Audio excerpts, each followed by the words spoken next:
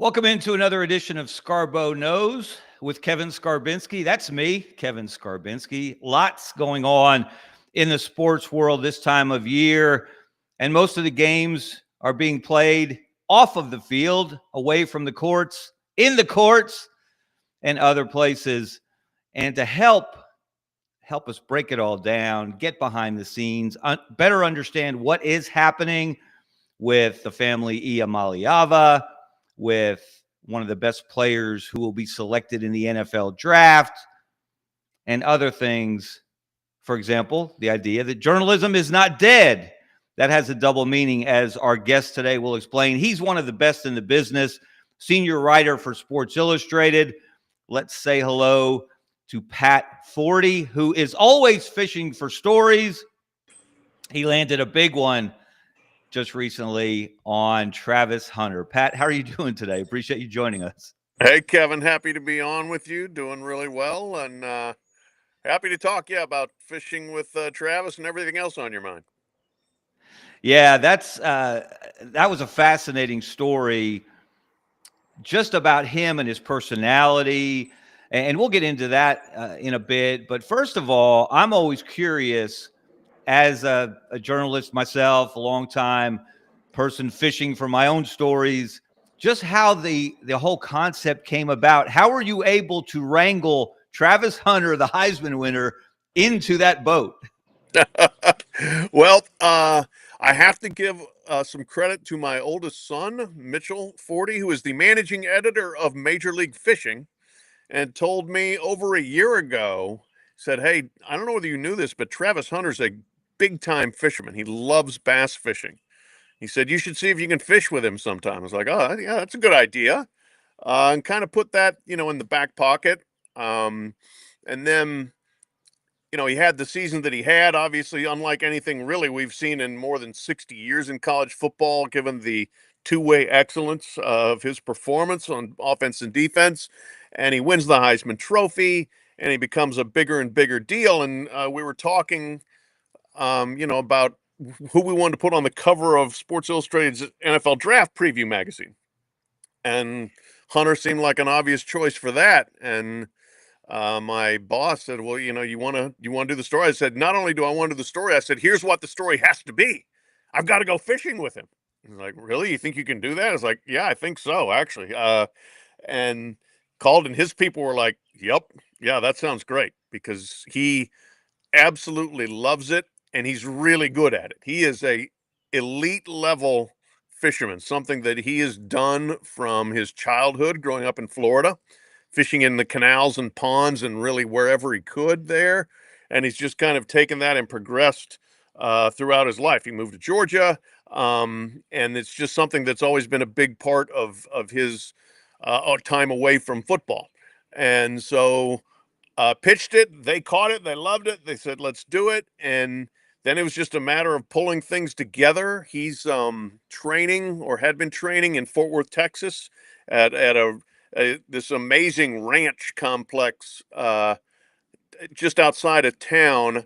And so I was going to go meet him there, and I said, "Is there a place to fish? There's a million places to fish in Texas, but do you have a good spot?" He's like, "Got a great spot, a private lake 20 miles west."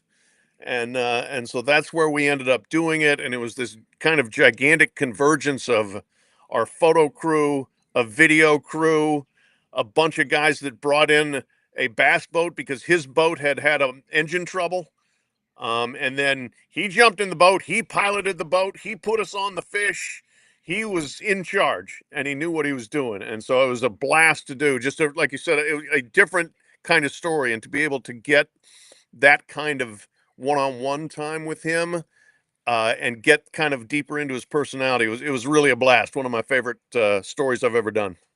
Well, it was a great read, and obviously when you're going deep in a profile of someone, you want to make them as comfortable as possible. And after reading the story, it doesn't seem like you could put him in a more comfortable place than on a boat on a remote lake, doing the thing that he really loves to do, that he could do professionally, as you said in the story, but really it is his escape from his professional duties, soon to be as an NFL cornerback / wide receiver. Yeah, exactly. This is his happy place. So, it wasn't like I was gonna ask him to, go sit in a stuffy restaurant or anything like that. I mean, like we're gonna do what he wants to do. And so uh he was incredibly comfortable, and yeah, just a, very accessible, um, kind of uncomplicated guy. He said, the only things I really like to do are play football and fish. And he also plays video games, but that's really it. And so, this was very much something that uh, I could understand as we got into this why he was so amenable to doing the story, because, like, yeah, this is actually fun for me. Even having a sports writer along turned out to not be that terrible for him. Um, but so yeah, he and his people, and he had a lot of people around, his agency and various groups of folks, but he just like got on the boat and got away and just forgot all about that stuff. How much fun was, the journalism aside, just the experience of being on a boat? Obviously, you know what you're doing with a rod and reel in your hands as well. But how much fun was it? And what did you learn about him? The line, "I told you I was a great teammate," resonated from the story, because he did go to bat for you to help you get one of those fish in the boat. Yeah, yeah. So no, it was. I mean, it was fantastic. Like, I know how to fish. He knows more than I know. He's a little better at it than I am, but I've done a lot of fishing in the last 20 years because my kids got into it, and obviously one of them now, that's part of his profession. But um, so this was like, we I kind of did the interview in his truck. We were driving 20 miles. It was like a half an hour in the truck, and I did the interview in the truck, and then we got to the lake and we're done, and then we're just hanging out, and we're talking, and we're trying to find fish and catching them. And uh yeah, the parts of his personality that came out that were very interesting. One, he kind of liked being in charge. Like, I'm driving the boat here. I'm putting us on the fish. So, that was fine because he did know what he was doing. But then the other part of it, he really wanted me to catch fish. He wasn't like, just, hey, I'm going to go out here and catch fish and I don't really care how you do. Just kind of stay out of my way. No, no, he really wanted me to get some action out of the day. And we we we found, some pockets where they were casted in, and I got a big one on the line pretty early on. And I started, I set the hook and I started reeling, and I'm getting a fight. And I realized pretty quickly, oh no, I hadn't set the drag, which is the tension on the line. I had not, I had just bought the rod the day before. I went into Orvis or whatever, and bought a rod and reel and stuff, and because I'd flown in. This was in March. Like, the next day I was at the SEC basketball tournament. So this was kind of just Yeah. fitting this in. And I hadn't set the drag, and so I'm like, "Oh no, this fish is gonna get away." And he just stopped. He had been piloting the boat up front, from with the trolling motor, and he just stopped and came over and adjusted the drag for me. And then he was the one that got down and lipped the fish and got it into the boat for me. So as he said, yes, I'm a great teammate. He was into it, into helping me catch my fish. And then afterwards, he was into himself catching his fish too. He was fired up. What did you learn about him from a personality standpoint, from the time in the truck, the time on the boat? I know you talked about a little bit in the story his relationship with Deion Sanders, his head coach.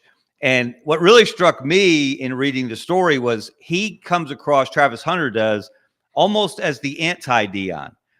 Deion embraces the spotlight. He seeks the spotlight. He's comfortable. That's his happy place, it seems, in front of a camera, in front of a group of reporters, or one-on-one with a reporter. Whereas Travis seems like he really values his privacy, his alone time, his time just to do what he wants to do and clear his mind. Did that strike you as these were almost polar opposites in terms of personality, the head coach and this player that he has nurtured into one of the best players in college football, as you said, that we've seen in a long time? Yeah, that's a great point. A good observation is that, he loves Dion, reveres him, huge figure in his life. Loves Shador Sanders and Shiloh Sanders too, his kids who were his teammates. But he is not that same level of personality. There's no doubt about it.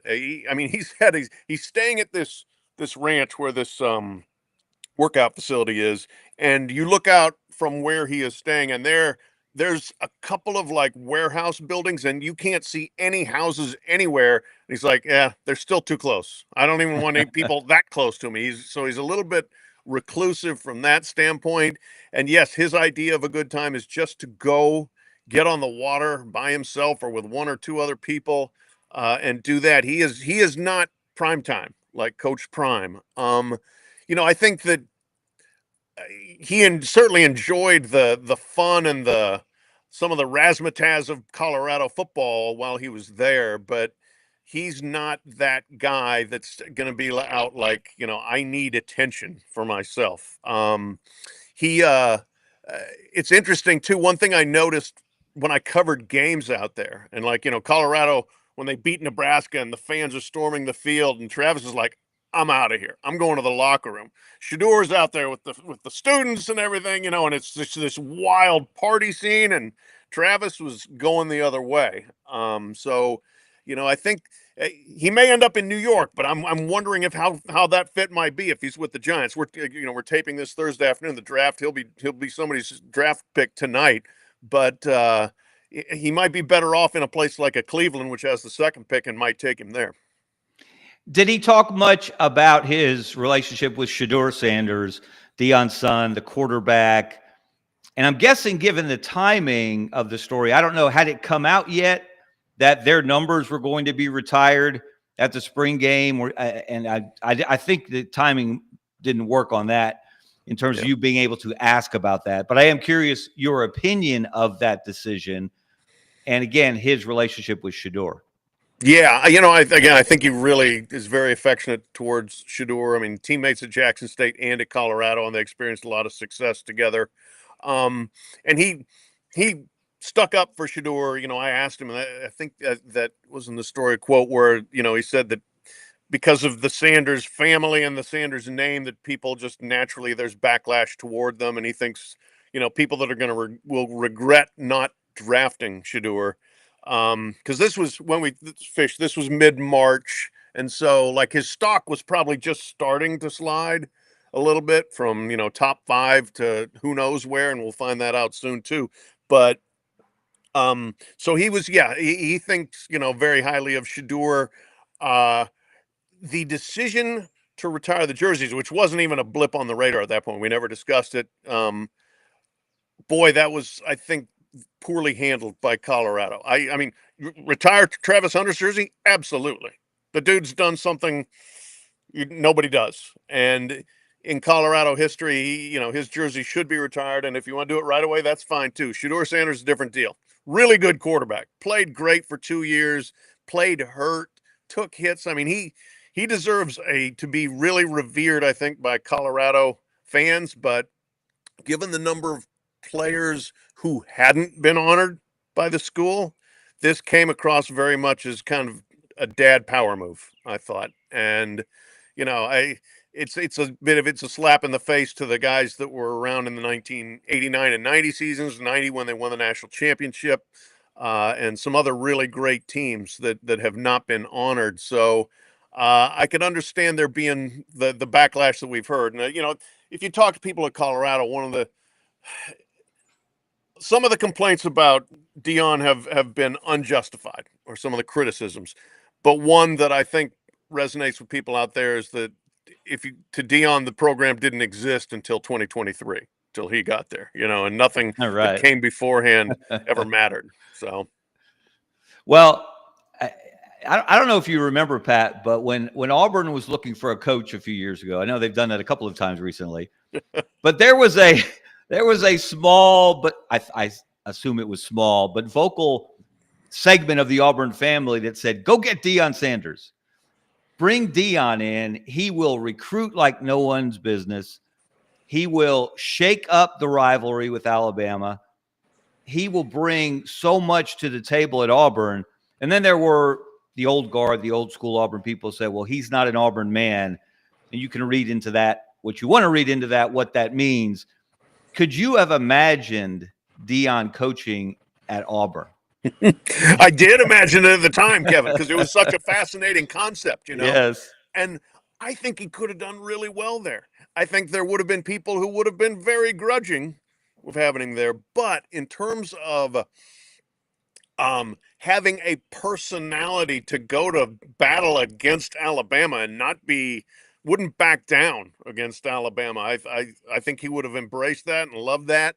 I would think that his ability to recruit Atlanta would have been immense. Although the one interesting thing we have seen, his high school recruiting, first of all, he won't do home visits. I mean, he's done things completely differently than so many other coaches. He's done really well in the portal.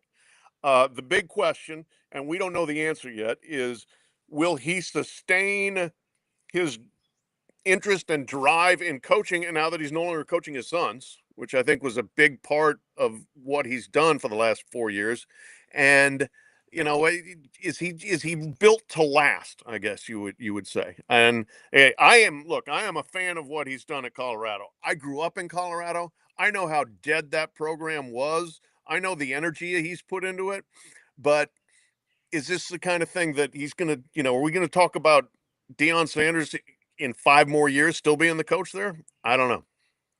Remains to be seen. I will say this, had he gone to Auburn, the quarterback play there would have been far superior with Shedeur under center or behind center than it's been with Peyton Thorne in the last couple of years. I think anyone could debate that. Now, look, until recently, the Sanders family probably was the biggest lightning rod in college football until the family Iamaleava decided to step front and center and wrestle away that title. What's your take? Everybody knows now the basic outline of what happened with Nico at Tennessee. He takes them to the playoff. He's not really the reason they were in the playoff. Not the main reason. It was the running game. It was the defense. And then he's supposedly in the offseason, he's renegotiating, which a lot of players do now. Doesn't always make headlines. And then all of a sudden, he's missing the practice the day before the spring game. He's not at the spring game. And then poof, he's gone to UCLA. And then poof, his brother Madden, who spurned UCLA on signing day to go to Arkansas. Now he's going back to UCLA. And just to make it even more, you can't make this kind of stuff up. Joey Aguilar, the quarterback who went from Appalachian State to UCLA, now he's going to Tennessee. And there's going to be, again, you don't have to invent stories to make college football interesting, do you? No. What's your take on all this madness? Is this just the unfortunate fact for the family that this went public? And is this how much is this happening behind the scenes? Or is this just the extraordinary and logical extension of the chaos that's been created because the NCAA never got out in front of NIL, the transfer portal, et cetera? Yeah, I mean, this is probably the logical extension to, I would guess or hope, would be an extreme degree of where this thing could go. It's wild. It's bizarre. It is a classic SEC tale as well. We have our first ever college football trade. We got these two quarterbacks. UCLA sends their quarterback to Tennessee. Tennessee sends their quarterback to UCLA. And the player to be named later is the Arkansas backup quarterback, who's the brother of the Tennessee quarterback. It is incredible, really, what's transpired. I do think, look, the system was so broken for so long, and you've been around forever like I have and seen the various iterations and the amount of foot dragging and flat out fighting from the NCAA and the member schools to prevent the athletes from getting anything until the NCAA just kept getting their asses kicked in court over and over and over again, and there was no choice. And so at gunpoint, more or less, they were dragged into this. They weren't ready for it. They didn't prepare a good system for it. I remember when NIL as a concept was being passed, and it was during the pandemic in 2020, and they had a teleconference with many smart people, leaders in college athletics, to say they were doing this, and you start asking them questions, they have no explanations how it's going to work. They have no idea.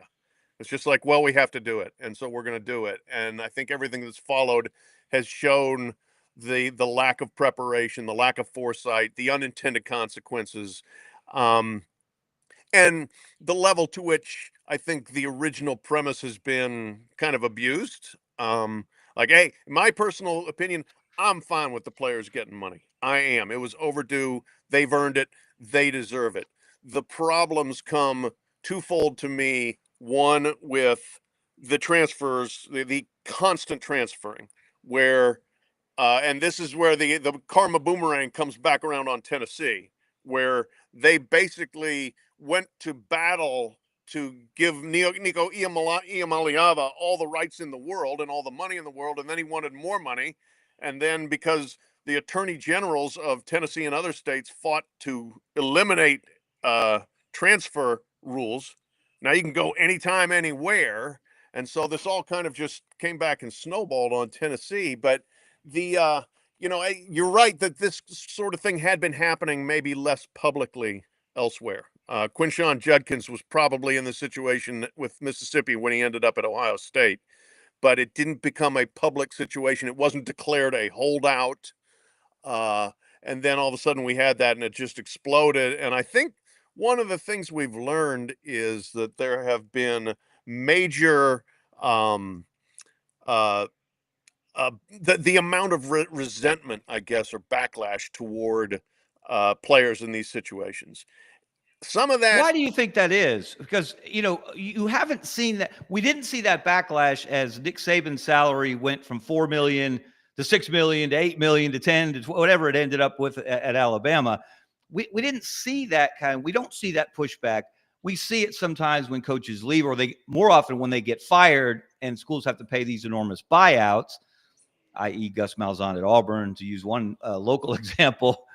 But there's people just seem angry that these guys are going to make money. I talked to a coach on another podcast yesterday, Rick Trickett, longtime offensive line coach. I'm sure you're familiar. He's been West Virginia. He's been at Auburn. He's been at Florida State when they won the national championship under Jimbo. And he said, he's at Jacksonville State now.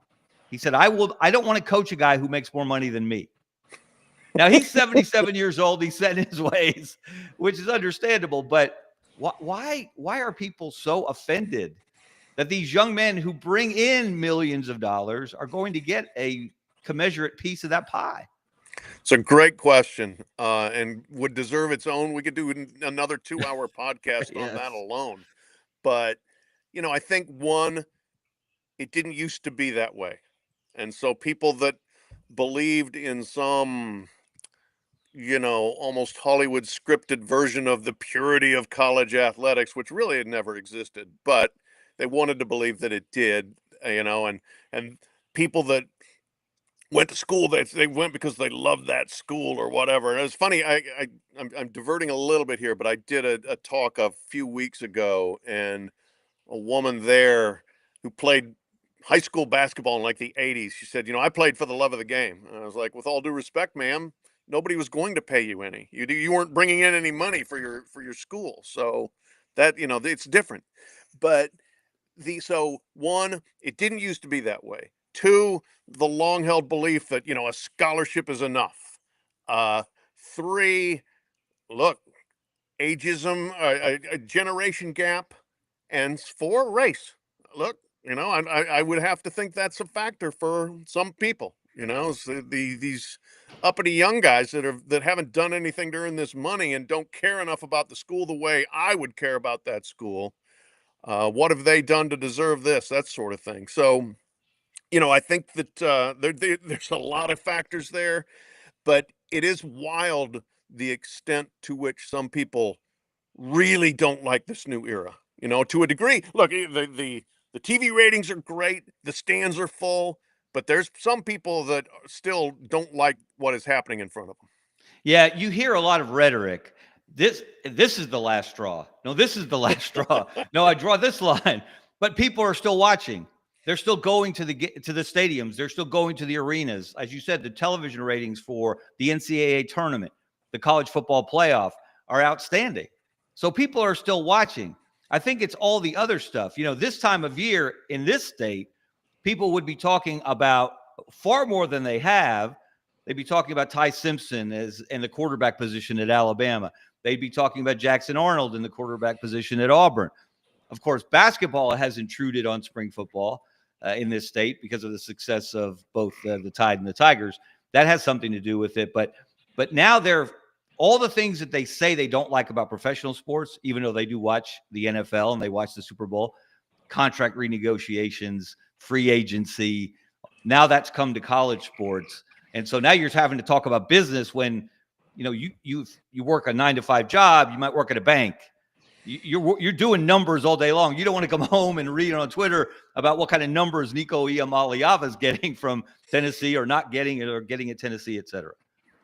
Yeah, no, there's no doubt about it that it has intruded on the fun and games of the games. That it's not fully the escape that it used to be.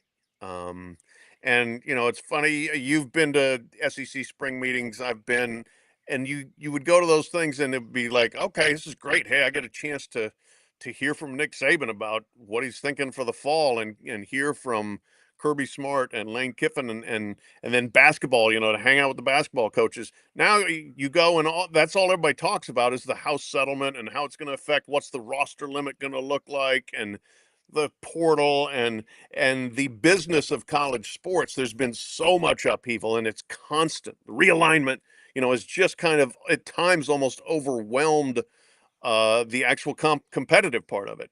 And that, that's maybe the price of quote unquote progress. It does to me, these are interesting stories and very important stories. So I don't mind it, but it is kind of weird just the shift away from covering sports to covering the business of sports. Pat, let's wrap this up. I referenced this when we started, that journalism is not dead. Your work indicates that on a regular basis. But there's a double meaning here involving another sport that you are heavily involved with, very interested in. Let us know why journalism is not dead on the racetrack. That's right. The Kentucky Derby favorite, and the race will be the first Saturday in May 3rd this year, is named Journalism. An outstanding horse, unbelievably accomplished so far, from California, who I was told that he got his name from one of the owners, Aaron Wellman, who was the high school editor of his student paper at Beverly Hills High School. So 90210. Yeah, the children of actors and who knows, movie producers, whatever the case may be. And but he was the high school editor of his paper, and so he came up with journalism for the horse.